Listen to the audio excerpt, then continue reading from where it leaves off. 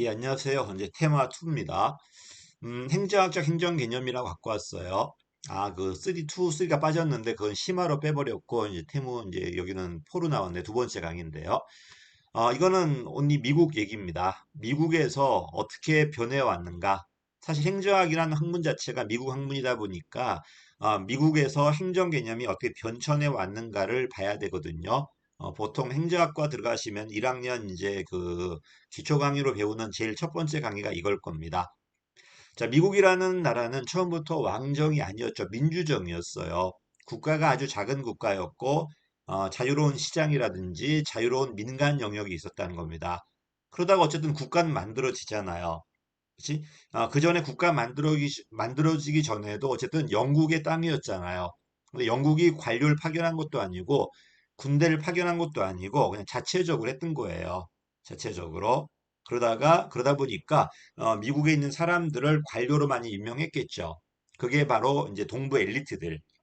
그치? 일명 아이비리그 출신들의 엘리트들이 공직을 세습했던 거예요. 이게 이제 미국의 원래 모습이었고, 그러다가 미국이 독립되고 점점 서부 개척이 들어가거든요. 지금 중부지만은 여기에 이제 인구가 되게 많았던 거예요. 여기 있는 사람이 최초의 대통령이 되다 보니까 그쪽 일명 그 당시에는 서부였겠죠. 서부 사람들을 데리고 와야 될 거 아니야. 근데 여태까지 동부 엘리트들만 관료를 하다 보니까 서부 사람을 데리고 올 수가 없었잖아요. 그 근거가 바로 엽관주예요. 엽관이라는 건 전리품이잖아요. 내가 대통령 선거에 이겼잖아, 지금. 그러다 보니까 공직도 내가 임명하겠다는 거였습니다. 당연히 임기는 4년짜리 공무원이었겠죠.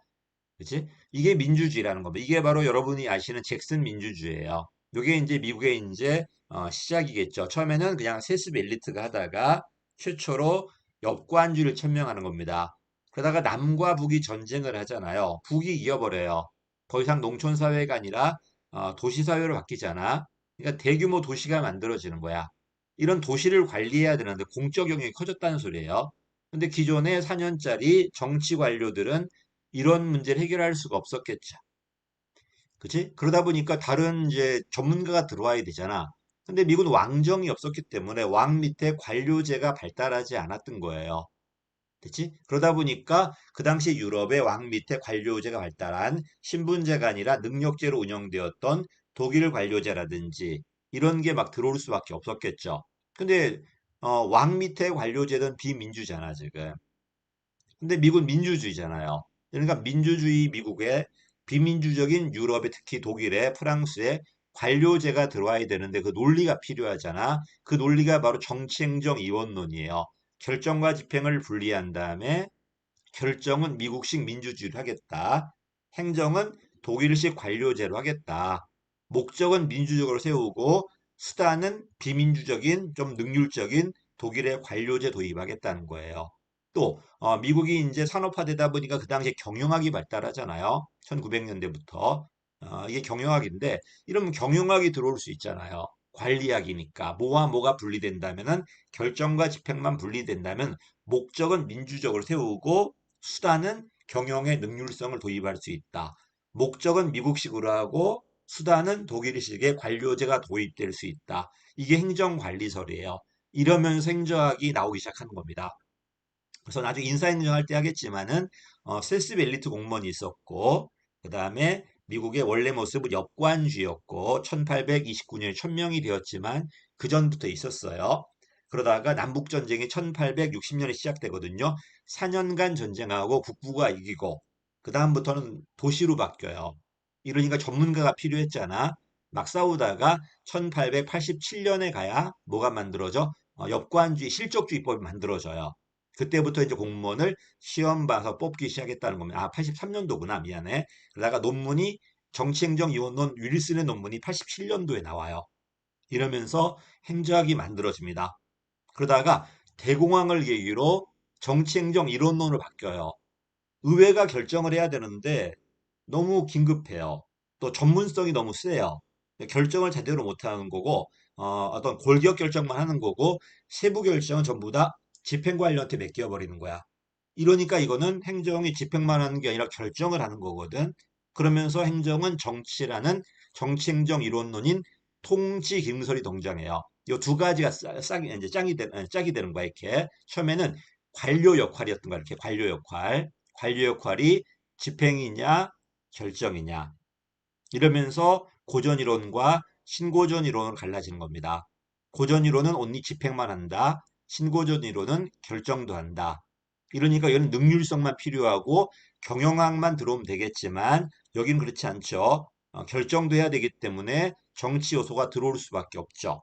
그 결과 일명 정치김설, 통치김설이 만들어져요. 여기서부터는 무조건 관료가 결정을 해요. 그 다음부터는 행태설이든 정책과 기능설이든 전부 다 관료가 결정한 정치행정 이론론이에요. 근데 문제가 뭐냐면 정치행정 이론론이 돼버리면은 행정학이 정치학과 구별이 안 돼요. 원래 정치학 안에 있었던 행정학이 분리돼 갖고 행정학이 만들어졌는데 50년도 안 됐는데 지금 행정학이 사라지게 됐잖아. 그때 등장한 게 행정 행태설이에요. 행정은 결정도 한다. 이런 결정에는 가치 결정도 있고 사실 결정도 있다. 근데 행정학은 가치 결정은 연구하지 말자. 그럼 가치 결정은 누가 연구할 건데 정치학이 하든 아니면 정책학을 만들어라. 이게 47년도 행정학의 코멘트라는 사이몬의 논문이에요. 그치? 그래서 행정은 분명히 가치 결정이 있지만 행정은 온리 사실만 하겠다는 거야. 그치? 이론만 만들겠다는 거야. 나는 과학이란 소리예요. 사회 문제를 해결하는 게 목적이 아니고 특히 사람을 연구해서 왜 그런가 이론을 만드는 게 목적이라는 게 바로 행정 행태설이에요. 그래서 조심할 거는 분명히 행정은 뭐 한다? 결정을 한다. 내용적으로 정치행정 이론론이지만 연구 방법론 쪽으로 우리는 가치는 빼버리고 온리 사실만 결정해서 이론만 만들 것이다. 방법론상 이원론이라고 그래요. 가치사실 이원론. 요게 이제 행정 행태설이고 사람을 연구하니까 미시론이고 있는 그대로 사실만 연구할 거니까 과학이론이 될 거예요. 그럼 어디까지가 가치고 어디까지가 사실인가에 대한 근거가 있어야 되잖아. 그 근거가 논리 실증주의예요. 나중에 배우겠지만요. 논리 실증주의. 검증이 되면은 사실, 검증이 되지 않는 건 가치란 소리예요. 가치는 누가 연구해라? 정책학이 연구해라. 또는 정치학이 하라는 소리입니다. 됐죠? 이렇게 50년대는 사실만 연구하고 사람만 연구한 이론이 나왔던 거예요. 근데 60년대가 뭐가 터지냐면은 미국 사회 격동기야. 그지? 흑인과 백인의 빈부격차, 베트남 전쟁, 다른 나라 민주화 시킨다고 하는데 내부적으로 비민주화돼 있단 말이야. 이런 사회 문제를 해결해야 되는데 기존의 다수결 제도라든지 정치학, 그다음에 온리 이론만 연구한 행태로는 전혀 도움이 안 되죠. 이러니까 미국 사회가 어떻게 나가야 될 것인가에 대한 규범적 가치가 필요해요. 이런 가치가 정치학이 못하니까 누가 한다는 거야? 이제 행정학이 하겠다는 거야. 그래서 만들어진 게 본격화된 게 이제 정책학이 막 만들어지기 시작하는 거예요, 이제. 그치? 그때 정책학이. 그리고 우리는 사실만 연구하는 게 아니라 가치도 연구한다. 가치는 바람직한 이상이니까 규범이에요. 그치? 이런 규범이 있는데 현실이 그렇지 못해. 이게 문제인 거야. 그럼 이런 문제를 해결해야 될 거잖아. 이게 처방성이 돼요. 특히 흑인과 백인의 빈부격차 문제다 보니까 형평성 문제가 나올 수밖에 없었던 거예요. 그래서 이거는 관료 역할의 문제가 아니라 행정학의 연구 목적이 뭐냐? 어디까지 연구할 것이냐? 사실만 연구해서 이론만 만들 것이냐? 그지? 아니면 가치까지 연구하고 사회 문제 해결할 것이냐? 과학과 처방의 문제, 학문의 목적 또 연구 방법의 문제였어요. 그렇지? 이때부터 미국 사회 뭐로 바뀐다? 이제 형평성이나 보니까 복지국가로 막 바뀌었던 거야, 이제. 그게 다 실패합니다. 복지국가라는 건 큰 국가거든. 정부 실패가 나타나면서 이제는 안 된다. 다시 정부 기능을 민간으로 돌려라. 돌릴 수 없다면 민간 영역의 논리를 정부로 도입해야 돼, 안 해야 돼? 해야 되겠죠. 근데 결정으로 도입한 게 아니라 집행 파트를 민간 영역으로 넘기거나 집행 파트에 민간 논리가 들어와. 이게 바로 신공공관리론 또는 시장 거버넌스 행정의 경영화라고 그래요. 오해하는 게 이때는 이원론 아니냐 말씀하는데 안 그래요. 행정은 이론론이에요. 다만 결정과 집행을 분리한 다음에 이 결정을 방향 잡기라고 그러고 집행을 노젓기라고 그럴 텐데 이 노젓는 파트에다가 일명 그 당시의 경영학 논리 고전 경영학이 모든 걸 다 정해놓는 투입 중심의 경영학이었다면 지금은 재량 줄 테니까 총량으로 대신 결과 내놔라는 성과 중심의 경영학이었어요. 요게 이제 어디로 들어온다? 행정의 집행 쪽에 들어와요. 이걸 행정의 경영화라고 그래요. 방향은 국가가 잡겠다. 정부가 잡겠다. 다만 집행 파트를 민간 논리를 넘기든지 민간 논리가 들어온다. 넘겼을 때가 외부 민영화, 들어왔을 때가 내부 민영화인데 이걸 행정의 경영화라고 그래요. 근데 이것도 실패합니다. 왜? 분명히 행정의 논리와 경영의 논리는 다른데 민간의 성과 논리가 들어오다 보니까 효율성은 좋아지겠지만 뭐 참여라든지 이게 막 약화되거든요. 그때 90년대 등장했던 게 일명 신국정 관리론 뉴 거버넌스야. 이때는 결정할 때도 시민이 참여할 것이고 집행할 때도 시민이 참여할 겁니다. 시민들이 주인이란 말이에요, 지금. 그래서 우리는 주인들이 하는 걸 정치라고 그러잖아요. 행정의 재정치와 논리라고 그래요. 그래서 이 경영화 논리가 주로 효율성 쪽이라면은 이 정치화 논리는 민주성 쪽이겠죠. 항상 행정학은 이런 능률과 민주의 싸움이야. 아니면 사실과 가치의 싸움이고요. 어쨌든 정부 실패 이후에는 단순하게 관료 역할의 문제도 아니고 학문의 범위 문제도 아니고 국가를 어떻게 운영할 것인가, 시장 논리로 운영할 것인가, 참여 논리로 운영할 것인가, 이 참여 그 뉴거버넌스 그게 이렇게 6가지로 갈라져요. 이렇게. 그리고 지금은 또 새로운 이론이 막 만들어지고 있더라고요. 어쨌든 제일 먼저는 미국의 엘리트 공무원이 있었는데 시험이 안 나올 거고요. 이건 역관주의 나올 때 배경으로 깔릴 거예요. 반면에 요 뒤에 고전 행정관리설이 나왔을 때는 역관주의가 배경이 될 거고요. 통치기능설은 요 앞에 있는 행정관리론이 배경이 되겠죠. 그래서 항상 앞뒤로 봐야 돼. 관리설만 봐서는 안 되고 그 앞에 어떤 문제가 있었나를 먼저 봐야 되고 그 다음에 요게 행정관리설이 문제가 있기 때문에 그 뒤에 어떤 이론이 나왔는가도 봐야 되겠죠. 항상 세 가지를 놓고 보신다면은 입체적으로 보실 거고 행정학의 이해가 좀 편할 겁니다. 이게 이제 다인데 이걸 이제 좀 산만하게 나열했죠. 요게 중요한 용어들이 되게 많이 나와요. 나중에 다 공부할 겁니다. 행정관리설, 고전이론이야.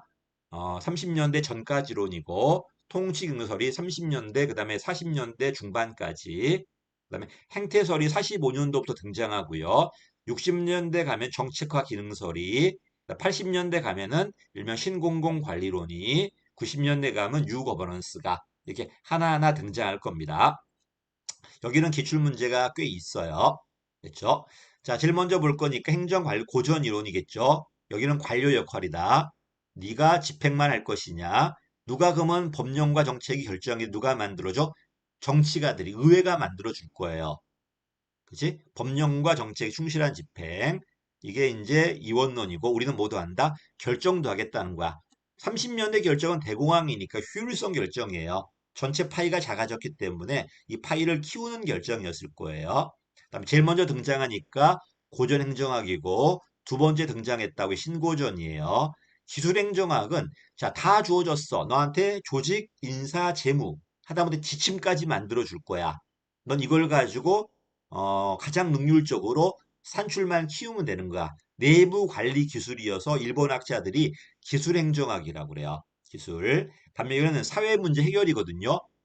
행정학도 뭐다? 행정도 하나의 역할이 있다는 거. 기능행정학이라고 그래. 그래서 기술행정학은 내부 관리 기술이 되는 거고 기능행정학은 대사회 기능이야 이제. 이 당시 사회 기능은 보다시피 뉴딜 정책이라는 효율성의 문제였을 거예요.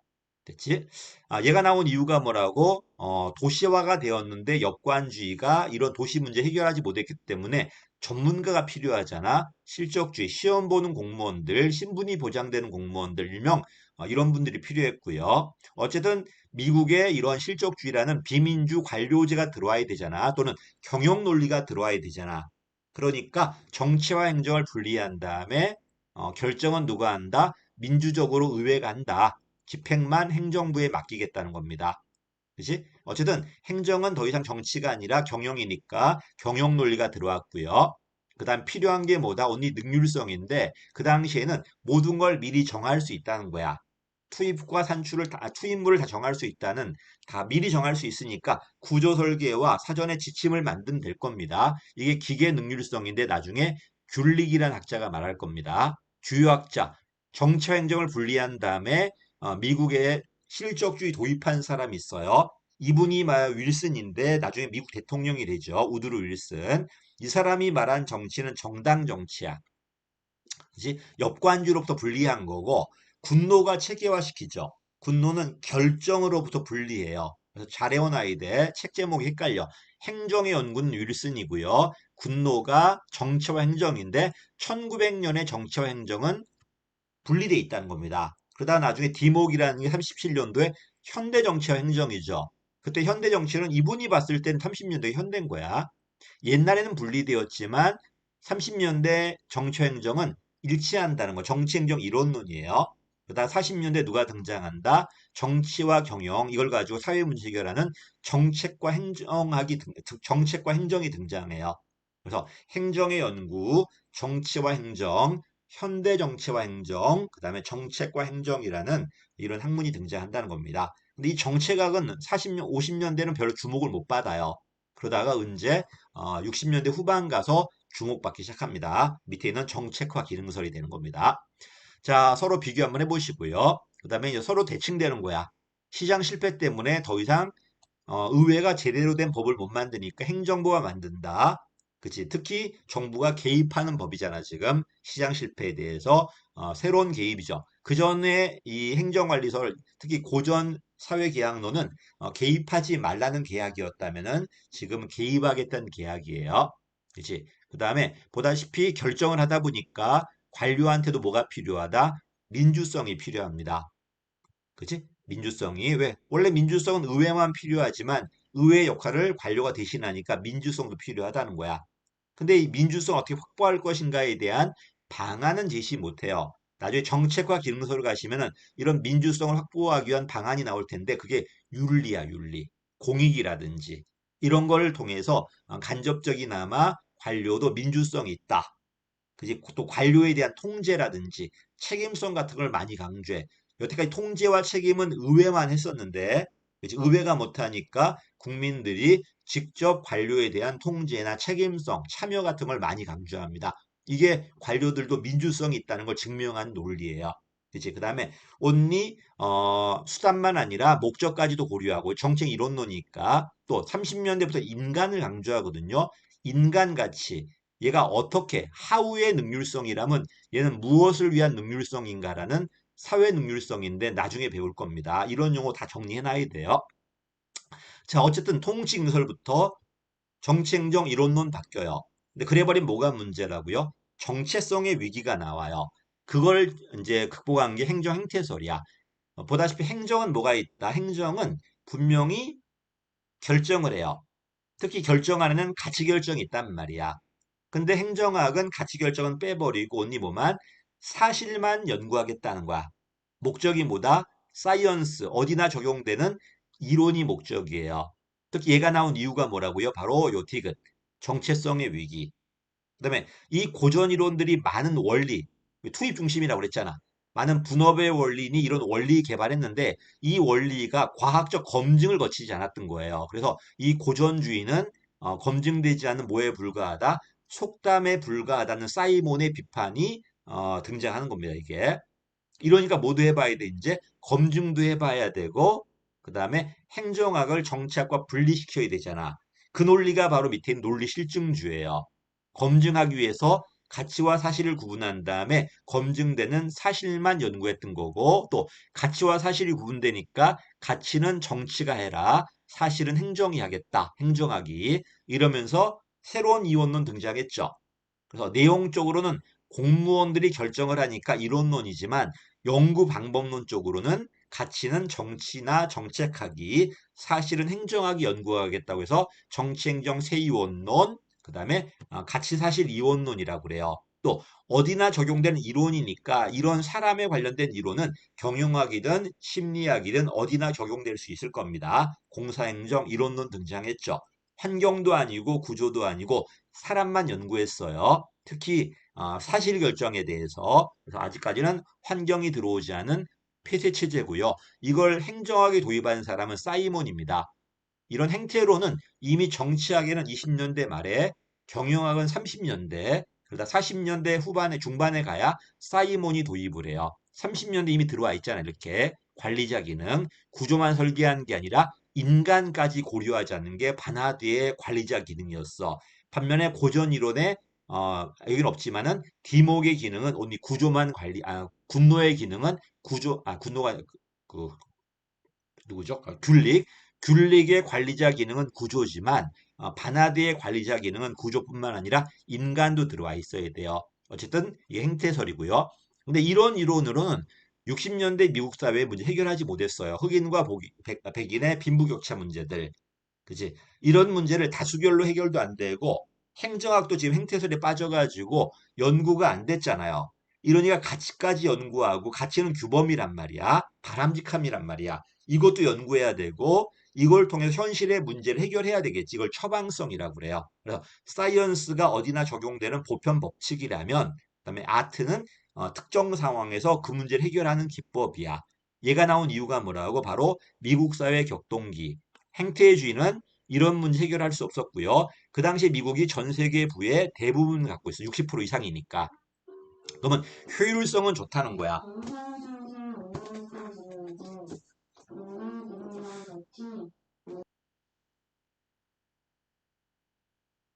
다시 하겠습니다. 등장 배경이야. 죄송합니다. 갑자기 뭐가 끼어들어서.